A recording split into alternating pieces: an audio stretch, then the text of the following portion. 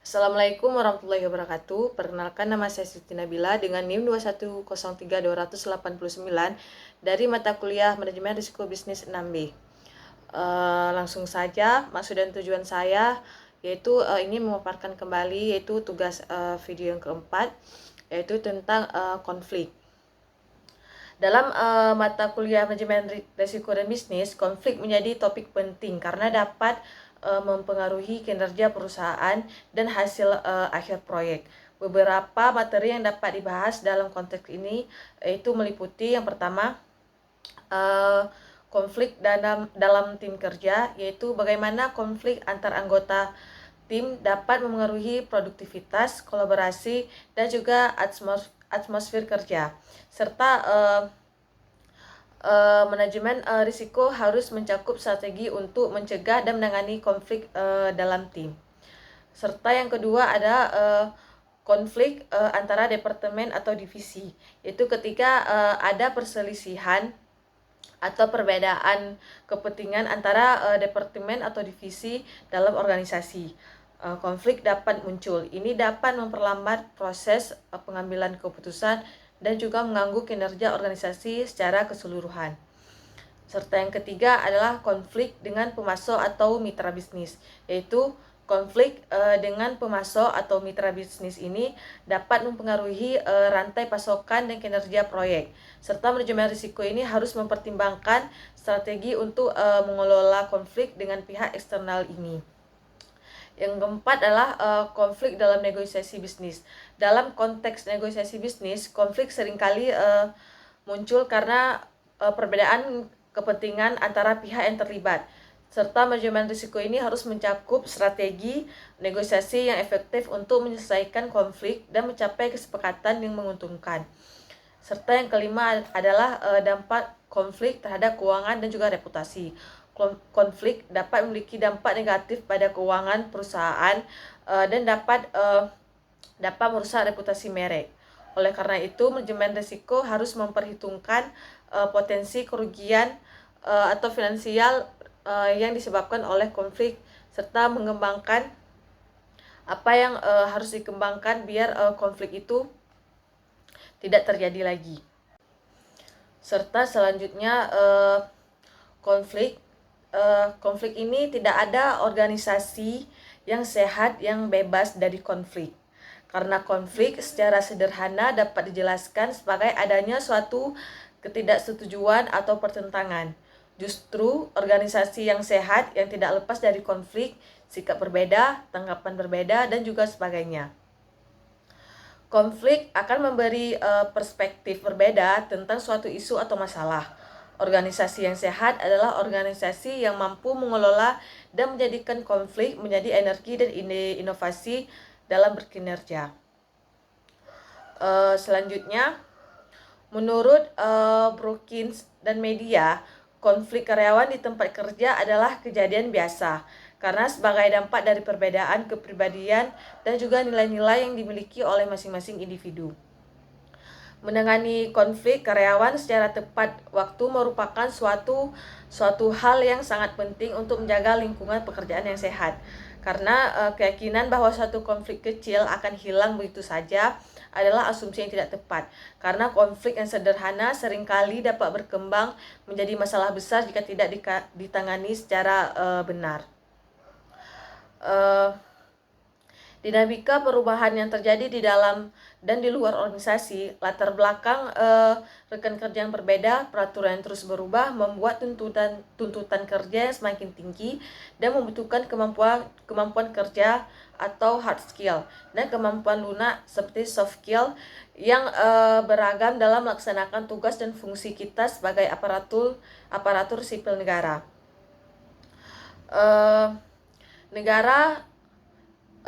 Revolusi industri 4.0 yang memfokuskan pada penguasaan dan pemanfaatan teknologi tidak mengurangi kepentingan untuk dapat menjalin hubungan dengan berbagai ragam orang dan kepentingan, membangun komunikasi dengan baik, dan semakin membutuhkan kita untuk bisa lebih transformatif. Internet of Things, Artificial Intelligence, Human Machine Interface, teknologi robotik dan sensor.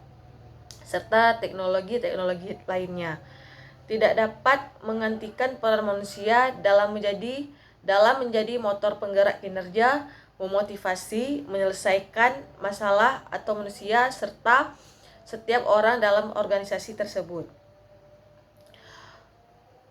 Perubahan dan tuntutan yang terjadi dalam organisasi dan di luar organisasi kita, suka atau tidak suka, akan mendorong terjadinya konflik dalam suatu organisasi pemerintahan. Gejolak yang timbul tentunya akan menimbulkan terjadinya konflik kepentingan. Perbedaan pendapat, latar belakang, persepsi, dan tolak ukur akan menjadi sebuah alasan terjadinya konflik. Namun, jika manajemen mampu melakukan manajemen konflik yang baik, maka konflik tersebut tidak hanya akan membuat efek negatif, namun bisa juga menjadi sebuah momentum untuk lainnya, suatu perbaikan yang diinginkan orang banyak. Eskalasi konflik akan terjadi ketika para pemimpin birokrasi tidak mampu mengendalikan dan juga mengatasi konflik. Selanjutnya, alangkah baiknya kita untuk mengetahui pengertian konflik.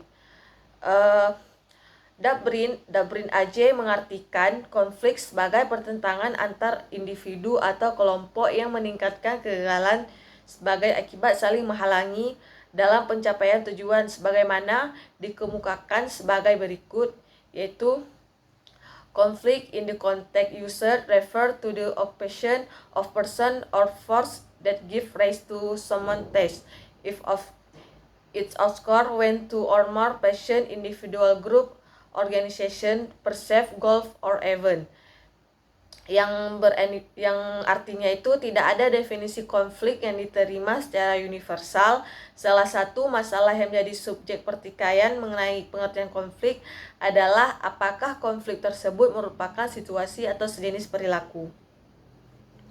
Selanjutnya, menurut Egan dan Jean mendefinisikan konflik sebagai berikut, yaitu konflik is defined as a disagreement about goals or how to achieve this goal.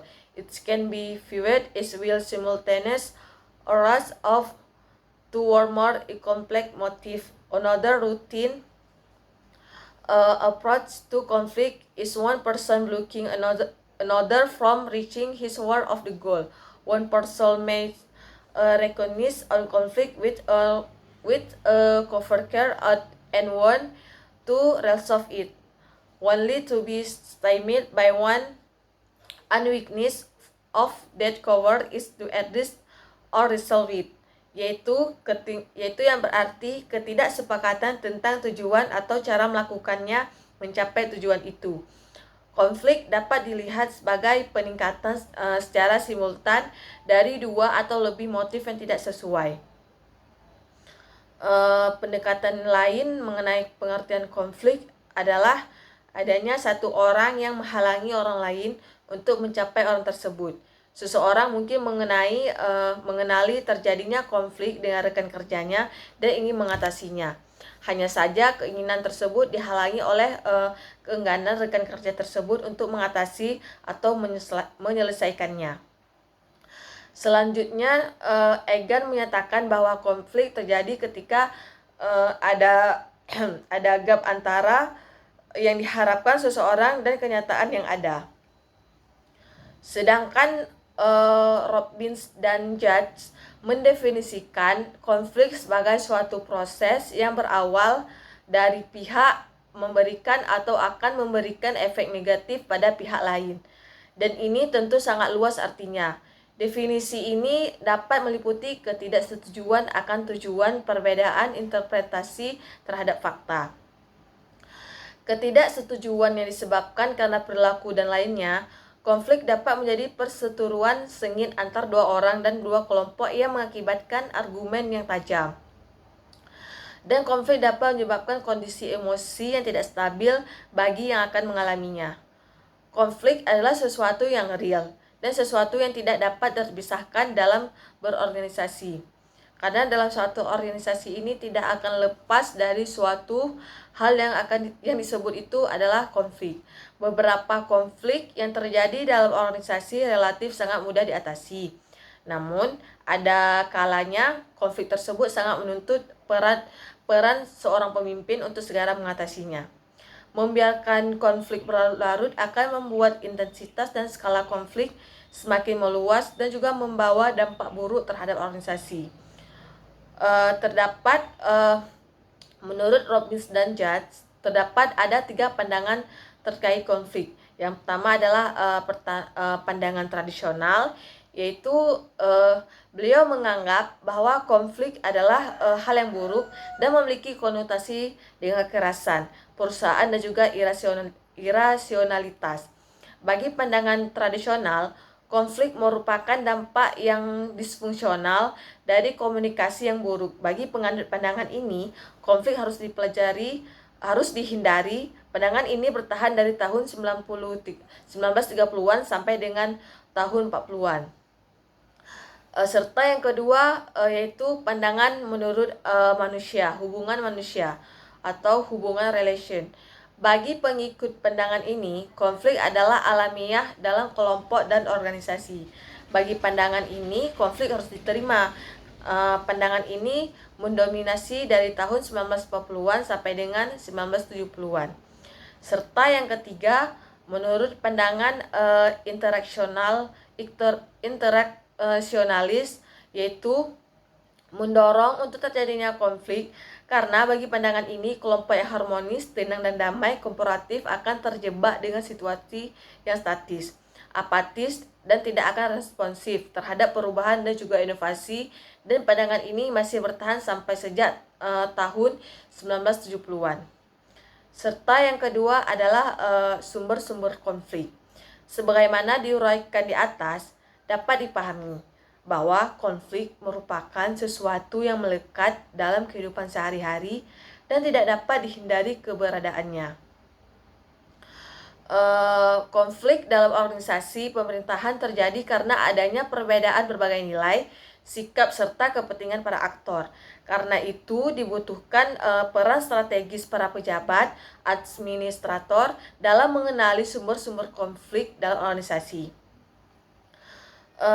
Salah satu tool of analysis untuk mendeteksi sumber-sumber konflik adalah dengan menggunakan metode yang dinamakan The Circle of Conflict Model atau model lingkaran konflik yang diadaptasi dari Gary Verloc Toolbox of Conflict Resolution, atau yang berarti kotak peralatan penyelesaian konflik.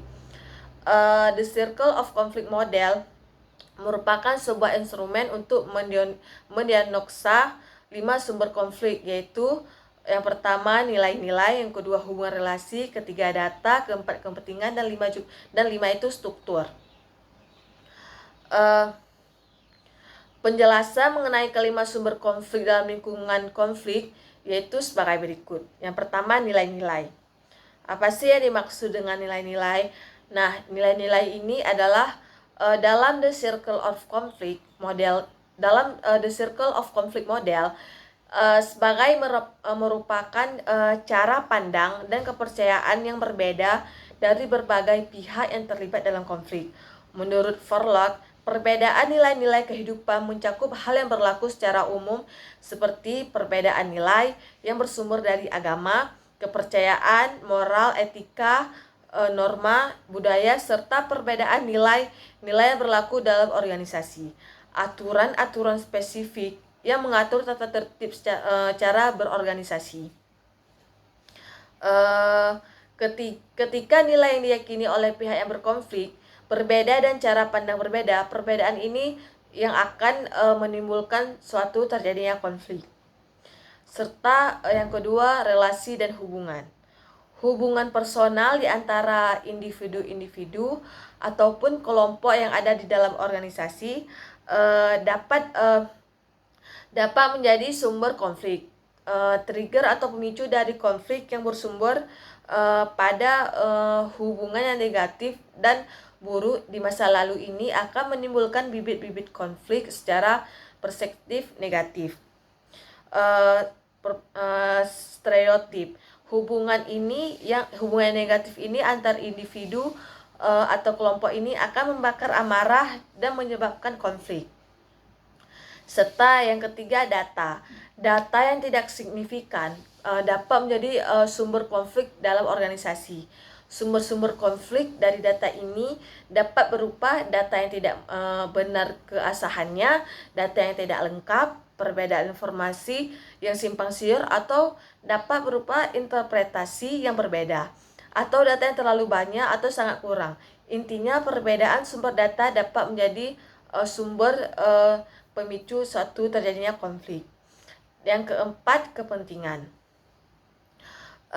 Perbedaan kepentingan dapat menjadi sumber konflik. Kepentingan dapat bersumber dari kebutuhan, keinginan, harapan-harapan yang berbeda satu sama lainnya sehingga menimbulkan konflik. Kepentingan ini dapat juga berupa kontestasi kepentingan antar individu atau kelompok, baik secara emosional, prosedural maupun substansi. Yang kelima, yang terakhir adalah struktural. Jadi konflik secara struktural dimaksud adalah konflik yang bersumber dari ketidakadilan, kesewenangan, kompetensi yang tidak sehat, dan lain sebagainya yang menyebabkan individu atau kelompok terusik. Konflik ini dapat saja menyentuh hal-hal yang berkaitan dengan ekonomi dan juga kewenangan. Serta selanjutnya itu ada jenis-jenis konflik. Konflik jarang dianggap konstruktif, namun dalam konteks tertentu seperti kompetensi dalam olahraga, tingkat konflik yang sedang dapat dilihat sebagai saling menguntungkan, memfasilitasi pemahaman, toleransi, pembelajaran, dan juga efektivitas. Konflik dapat dibedakan berdasarkan yang pertama, isi dari konflik, yaitu di mana individu tidak setuju tentang cara menangani masalah tertentu. Serta yang kedua, konflik terkait masalah hubungan atau relasi dan juga interaksi antar individu, di mana individu saling tidak setuju tentang satu sama lain. Konflik atas isi atau konteks dapat bermanfaat, yakni dapat meningkatkan motivasi dan merangsang diskusi, sedangkan konflik terkait dengan hubungan atau relasional dapat menurunkan kinerja, loyalitas, kepuasan, dan juga komitmen, serta dapat menyebabkan individu yang berkonflik menjadi mudah tersinggung, negatif, dan juga saling curiga. Jen dan Menick mengelompokkan konflik menjadi 3 jenis, yaitu hubungan, tugas, dan proses. Nah, di pertama itu ada konflik hubungan, berasal dari ketidakcocokan antar pribadi, dan yang kedua ada konflik tugas, yaitu terkait dengan perbedaan pendapat dalam sudut pandang dan pendapat tugas tertentu. Serta yang ketiga yaitu konflik proses, yaitu mengacu pada ketidaksepakatan mengenai pendekatan kelompok terhadap tugas, metode, dan proses kelompoknya. Selanjutnya, perhatikan bahwa konflik hubungan dan konflik proses bisa berbahaya bagi pencapaian suatu tujuan organisasi, sedangkan konflik tugas ditengarai bermanfaat bagi organisasi karena mendorong tumbuhnya berbagai keragaman pendapat, meskipun harus berhati-hati agar tidak berkembang menjadi konflik proses atau hubungan. Konflik tugas dikaitkan dengan 2 dampak yang saling terkait dan juga menguntungkan, yaitu yang pertama itu dia tuh berkenaan dengan kualitas keputusan kelompok, yakni mendorong pemahaman kognitif yang lebih besar tentang masalah yang sedang dibahas. Ini mengarah pada pengambilan keputusan yang lebih baik untuk kelompok yang menggunakan konflik tugas. Serta yang kedua yaitu berkenaan dengan penerimaan keputusan kelompok yang efektif. Konflik tugas dapat menyebabkan peningkatan kepuasan dengan keputusan kelompok dan keinginan untuk tetap di dalam kelompok. Selanjutnya, menurut Zionglen, secara umum terdapat 4 jenis konflik, yaitu ada konflik tidak terstruktur, konflik terstruktur sepenuhnya, konflik terstruktur sebagian, dan juga konflik revolusioner. Nah, yang dimaksud dengan konflik tidak terstruktur yaitu konflik yang tidak struktur mempunyai ciri-ciri di mana sebagai pihak yang terlibat tidak terikat oleh aturan serta bersifat impulsif dan juga emosional. Serta yang kedua, konflik terstruktur sepenuhnya atau fully structured konflik, yaitu yang berarti konflik yang terstruktur sepenuhnya, mempunyai ciri-ciri di mana pihak yang terkonflik terikat aturan-aturan, norma, dan juga standar etika tertentu.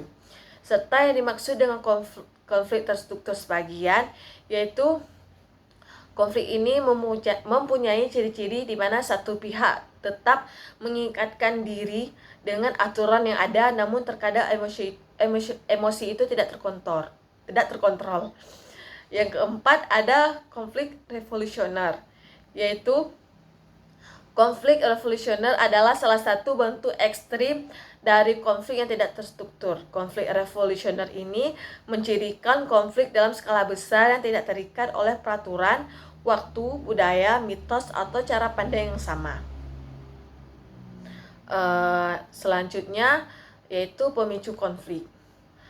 Roy Edelson dan Judy Edelson meneliti beberapa peran penting yang diyakini dapat memicu atau menghambat konflik antar kelompok. Atas dasar tinjauan pada beberapa literatur yang relevan disimpulkan ada 5 domain perasaan atau keyakinan yang menonjol sebagai pemicu konflik, yaitu baik di tingkat antar individu maupun antar kelompok, yaitu superioritas, ketidakadilan, kerentaan, ketidakpercayaan, dan tidak keberdayaan. Nah, yang pertama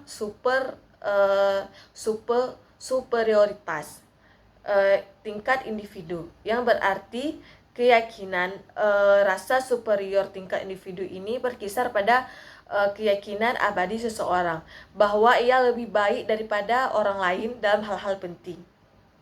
Superioritas ini memiliki ciri-ciri sifat yang angkuh dan juga terlalu percaya diri sehingga pendapat orang lain itu dia tidak percaya atau dia tidak mau untuk memahaminya. Kelompok sikap ini yang umumnya dikaitkan dengan keyakinan ini mencakup rasa seperti mempunyai rasa keistimewaan yang tinggi, kelayakan, dan juga hak. Tingkat kelompok rasa superior ini, tingkat kelompok ini mencakup keyakinan bersama tentang superioritas moral, pemilihan, hak, dan takdir khusus yang berlaku pada kelompok tersebut. Yang kedua, yaitu ketidakadilan. Tingkat individu, penganiayaan yang dirasakan oleh orang lain atau oleh dunia pada umumnya. Pola pikir ini dapat menyebabkan individu untuk mengidentifikasi sesuatu sebagai tidak adil. Yang disayangkan adalah konflik yang ditimbulkan dari rasa ketidakadilan ini sering menyebabkan keterlibatan individu atau kelompok secara tidak tepat dan melakukan tindakan pembalasan yang tidak tepat pula. Kelompok ini, pandangan kelompok atas ketidakadilan mencerminkan keyakinan di dalam kelompok bahwa mereka itu memiliki keluhan yang signifikan dan sah terhadap kelompok lain, serta pola pikir ini dapat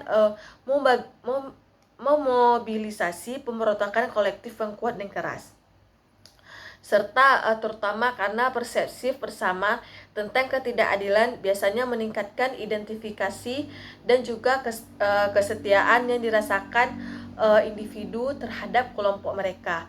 Lebih lanjut, penilaian penganiayaan ini sangat umum terjadi di seluruh budaya yang berbeda, karena budaya yang berbeda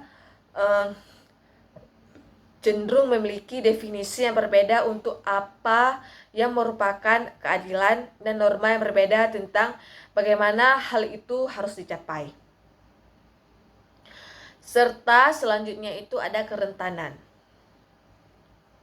Nah, yang dimaksud dengan kerentanan ini yaitu keyakinan inti dari kerentanan berkisar pada keyakinan seseorang bahwa ia terus-menerus hidup dalam bahaya. Kerentanan ini melibatkan persepsi seseorang tentang dirinya sebagai subjek bahaya internal atau eksternal yang kurang terkendali atau tidak cukup untuk memberinya rasa aman. Tingkat kelompok seperti halnya dengan kerentanan tingkat individu ini hadir dalam pandangan rasa kerentanan kolektif, yaitu yang sekali lagi tampaknya tumbuh dan berkembang di antara kelompok etnis. Ketakutan tentang masa depan adalah penyebab paling umum dari konflik etnis dan seringkali menghasilkan kekerasan yang meningkat. Serta keempat itu ketidakpercayaan. Tingkat individu, peran dari rasa ketidakpercayaan ini berfokus pada dugaan, permusuhan, dan niat memfitnah orang lain. Perasaan bahwa orang lain akan menyakiti, menyalahgunakan, mempermalukan, menipu, berbohong, atau mengambil keuntungan biasanya melibatkan persepsi bahwa kesulitan atau bahaya yang terjadi pada individu tertentu, disengaja atau hasil dari kelalaian yang tidak dapat dibenarkan dan biasanya bersifat ekstrim. Orang yang secara konsisten mengasumsikan yang terburuk tentang niat orang lain mencegah berkembangnya hubungan yang kolaboratif. Serta selanjutnya, tingkat kelompok perpanjangan dari rasa ketidakpercayaan tingkat individu kepada kelompok yang lebih besar, sehingga rasa ketidakpercayaan kelompok berfokus secara khusus pada persepsi kelompok kepada pihak luar dan berputar di sekitar keyakinan bahwa yang lain tidak dapat dipercaya, menyembunyikan niat memfitnah terhadap suatu kelompok. Nah, yang kelima selanjutnya itu ada tingkat ketidakberdayaan. Tingkat individunya yaitu adanya keyakinan bahwa tindakan yang direncanakan dan dilaksanakan dengan hati-hati pun akan gagal menghasilkan hasil yang diinginkan. Dalam beberapa kasus individu mungkin menganggapnya dirinya itu kurang memiliki kemampuan yang diperlukan untuk mencapai tujuan. Terlepas dari sejauh mana ketidakberdayaan adalah persepsi yang menyimpang atau realitas objektif. Keyakinan inti cenderung melanggengkan diri sendiri karena itu mengurangi motivasi. Selanjutnya tingkat kelompok menggambarkan pola pikir kolektif tentang ketidakberdayaan dan ketergantungan. Sejauh mana suatu kelompok menganggap dirinya itu tidak berdaya mencerminkan penilaian tidak hanya dari kemampuan tetapi juga dari apakah lingkungan itu kaya atau miskin dalam peluang untuk kemajuan kelompok. Serta selanjutnya menurut Acua Lussier menjelaskan bahwa pemicu konflik adalah sebagai berikut. Nah, menurut beliau ini, konflik muncul saat dua atau lebih orang atau kelompok berpikir berbeda. Konflik muncul jika yang berbeda memiliki cara pandang yang berbeda terhadap satu objek yang sama. Perpindahan pegawai dari satu unit ke unit lain dapat dipersepsi berbeda antar satu pegawai dengan pegawai lainnya. Dan organisasi juga akan memiliki persepsi berbeda pada saat melakukan rotasi kepada pegawainya. Serta yang ketiga, yaitu konflik muncul jika sekelompok orang memperebutkan sumber yang terbatas dan mereka memiliki cara berpikir yang berbeda dan menggunakan sumber terbatas untuk mencapai tujuan organisasi. Serta yang kelima, yaitu dampak konflik. Asumsi umum adalah bahwa konflik cenderung memiliki konsekuensi negatif bagi individu dan juga organisasi. Konflik kadang-kadang merupakan bagian tak terhindarkan dari kehidupan pribadi kita dan tempat kerja kita tidak kebal terhadapnya. Namun konflik di tempat kerja tidak selalu mudah diselesaikan. Bagi seorang karyawan, masalah pekerjaan yang tidak terselesaikan seringkali menghasilkan keputusan, ketidakpuasan kerja, depresi, dan ketidakkebahagiaan secara umum. Jika dibiarkan tidak diperhatikan dengan masalah ini, dapat menyebabkan agresi, kekerasan, penarikan diri, dan bahkan pengunduran diri. Dan juga lebih jauh lagi, akan menyebabkan masalah yang lebih dalam seperti ketidakhadiran, pergantian karyawan yang tinggi, dan juga defisit budaya perusahaan.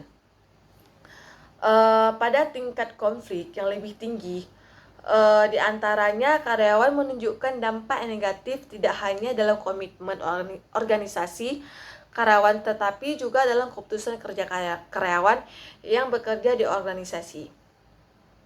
Satu, dampak negatif konflik.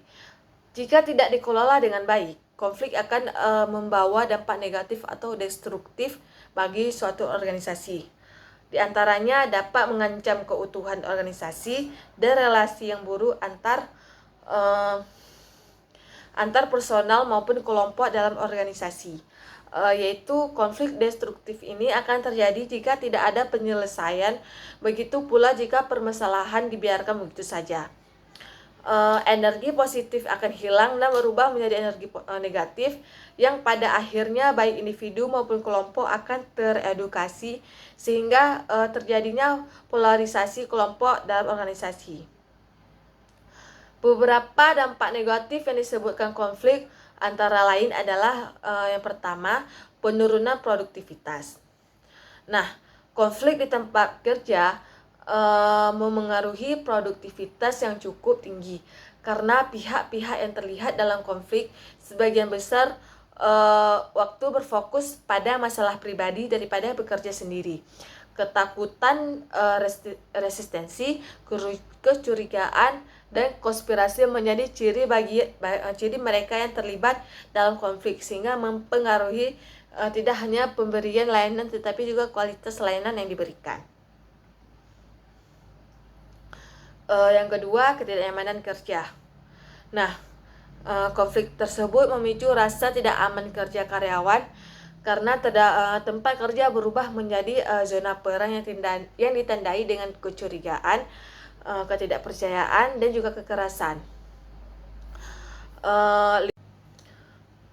Lingkungan yang mengancam ini membuat banyak yang bukan penebar konflik takut akan kehidupan mereka dan merencanakan untuk keluar dari organisasi. Sementara bagi mereka yang dihadapkan dengan konflik menjadi seperti mayat hidup karena mereka terluka secara psikologis dan juga emosional. Serta yang ketiga ada pemrosesan waktu dan sumber daya. Nah, waktu dan sumber daya terbuang sia-sia, desas-desus merebak, dan pengalihan dari pekerjaan yang sebenarnya karena kurangnya motivasi yang dihasilkan dari konflik di tempat kerja dan banyak waktu dan sumber daya hilang. Karena karyawan membuang waktu memikirkan hal yang tidak hanya konflik tetapi juga tentang musuh yang akan dirasakan. Tingginya tingkat ketidakhadiran banyak karyawan yang terlibat dalam konflik biasanya menemukan alasan untuk absen dari tempat kerja sebagai cara menghindari konflik dan dampaknya. Sekali karyawan absen, maka organisasi akan segera kehilangan layanan mereka sehingga mengurangi produktivitas hariannya. Serta yang keempat, yaitu tingkat pergantian karyawan yang tinggi. Yang dimana banyaknya karyawan yang meninggalkan organisasi untuk mencari tempat dan pekerjaan yang lebih baik menunjukkan level konflik yang sangat meningkat di organisasi tersebut dikarenakan keluarnya staf dari organisasi sebagai cara menghindari konflik karena mereka tidak tertarik untuk mentolerir lingkungan yang sangat konflik menyebabkan organisasi itu kehilangan. Yang kelima itu efek yudisium dan hukuman. Nah, konflik yang diikuti dengan pemetaan terhadap staf dapat menyebabkan organisasi harus memberikan kompensasi. Hal ini merupakan kejadian dengan risiko tinggi dan berdampak pada penurunan produktivitas organisasi. Jika terjadi penuntutan di pengadilan, untuk menyelesaikan kasus dipersidangkan, jika terbukti bahwa pemecatan terhadap pegawai yang berkonflik itu melanggar hukum, organisasi mungkin akan kehilangan cukup banyak dana seperti biaya pengadilan, klaim kompensasi, serta waktu yang dihabiskan oleh manajer untuk menyelesaikan kasus tersebut di pengadilan. Serta yang kedua yaitu ada dampak positif konflik. Suatu organisasi tanpa konflik mungkin akan menjadikan organisasi tersebut apatis. Konflik mengindikasikan adanya keterlibatan, komitmen, dan kepedulian serta setiap insan organisasi. Konflik dapat merangsang pembaharuan dan peningkatan hubungan interpersonal yang terus-menerus. Tanpa konflik, orang tidak akan belajar bagaimana cara menghadapi dan menyelesaikan masalah konflik di antara mereka. Selain berdampak negatif, adanya konflik di antara karyawan dan organisasi dapat bermanfaat positif bagi karyawan maupun bagi organisasi. Konflik ditenggarai tidak hanya memberikan dampak positif bagi organisasi, tetapi juga diperlukan bagi seseorang untuk membangun proses bekerja secara efektif. Menyelesaikan konflik berarti menantang proses dan prosedur yang normal dan mapan yang ditujukan untuk meningkatkan produktivitas individu atau memperkenalkan sistem inovatif. Hasil penelitian Angelina Muganza, banyak dampak positif dari konflik dapat terinci sebagai berikut. Yang pertama yaitu satu, membangun kerjasama tim, yaitu konflik konstruktif membangun kohesi staf pada tujuan bersama untuk mencapai hasil.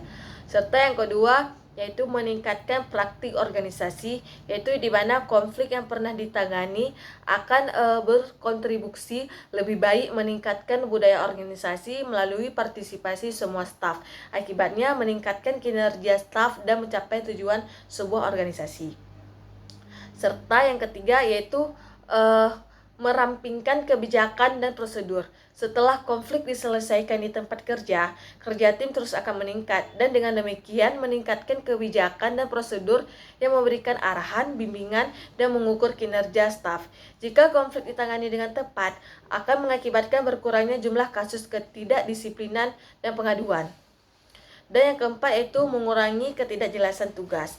Nah, adanya konflik yang konstruktif, organisasi harus memiliki kejelasan tentang siapa yang melakukan apa. Harmonisasi dalam tugas memastikan kinerja efektif. Misalnya pengurangan konflik tugas dan proses dapat mempercepat pelayanan dan dengan demikian meningkatkan daya saing organisasi. Serta yang kelima yaitu meningkatkan kualitas pengambilan keputusan. Jika konflik kepemimpinan diselesaikan dan tidak akan ada keputusan yang diambil tanpa konsultasi, maka dapat dihasilkan pengambilan keputusan yang berkualitas yang dapat menghindari ambiguitas dan juga keputusan yang tidak dapat rasional, yang dapat meningkatkan pelaksanaan tugas dan bimbingan tanpa frustasi dan juga kontestasi. Jika keputusan tersebut menghasilkan pemecatan terhadap pekerja yang kinerjanya buruk, dapat juga merupakan keuntungan bagi organisasi. Artinya hilangnya karyawan yang berkinerja buruk dari suatu organisasi. Peningkatan keterampilan manajemen konflik di tempat kerja ketika manajer menangani konflik, mereka memperoleh lebih banyak keterampilan untuk menangani masalah yang sama atau serupa di masa depan.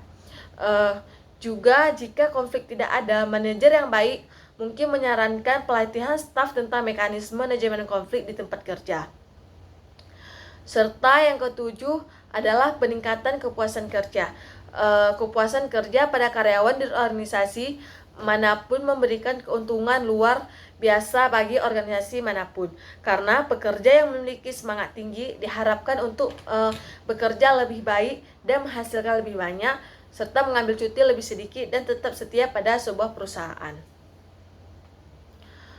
Serta yang ke-8 yaitu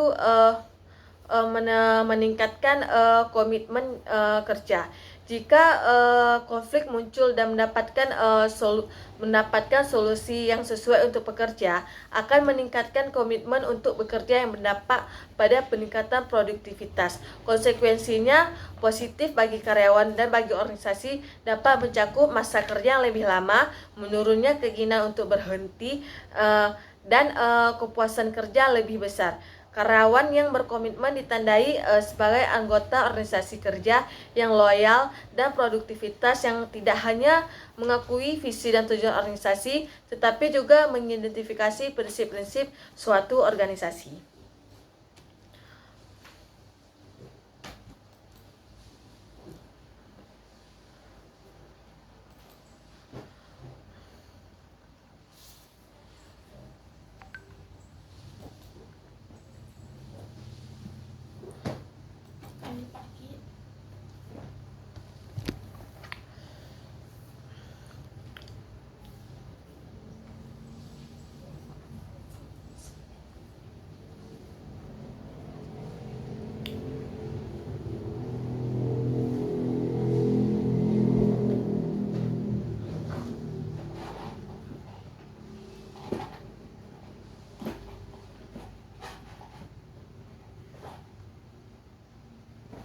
Nah, di dampak konflik ini juga ada dampak negatif positif konflik dan juga ada dampak negatifnya. Yang rinciannya itu yaitu seperti berikut.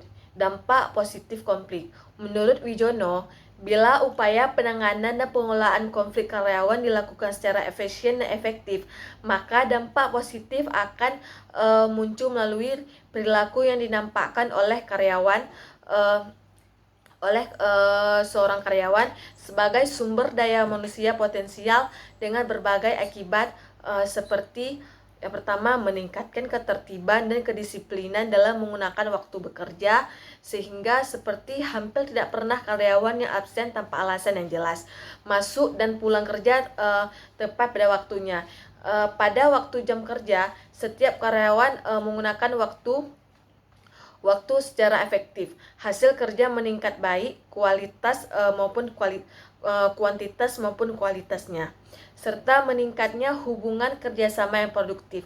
Hal ini terlihat dari pembagian tugas dan tanggung jawab sesuai dengan analisis pekerjaan masing-masing, serta dampak positifnya itu meningkatkan motivasi kerja untuk melakukan kompetensi secara sehat antar pribadi maupun antar kelompok dalam suatu organisasi, seperti terlihat dalam upaya peningkatan prestasi kerja, tanggung jawab, dedikasi, loyalitas, kejujuran, inisiatif dan juga kreativitas, serta banyaknya karyawan yang dapat mengembangkan karirnya sesuai dengan potensinya melalui pelayanan pendidikan atau education, pelatihan, training, dan konseling yang dalam aspek kognitif, efektif, dan psikomotrik.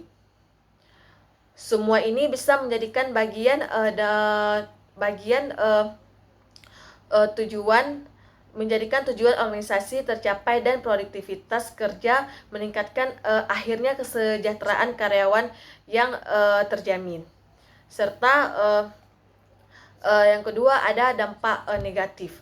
Nah, di dampak negatif konflik ini menurut Wijono juga sesungguhnya disebabkan oleh kurang efektif dalam pengelolaan, yaitu ada kecenderungan untuk membiarkan konflik tumbuh subur dan menghindari terjadinya konflik akibat munculnya keadaan sebagai berikut, seperti meningkatkan jumlah absensi karyawan dan seringnya karyawan mungkar-mangkir pada waktu jam-jam kerja berlangsung, seperti misalnya mengobrol berjam-jam, santai mendengarkan sandiwara radio, berjalan, mondar-mandir, menggosip, menyibukkan diri, tidur selama pimpinan tidak ada di tempat, pulang lebih awal dan atau datang lebih terlambat, hingga berbagai alasan tidak jelas lainnya.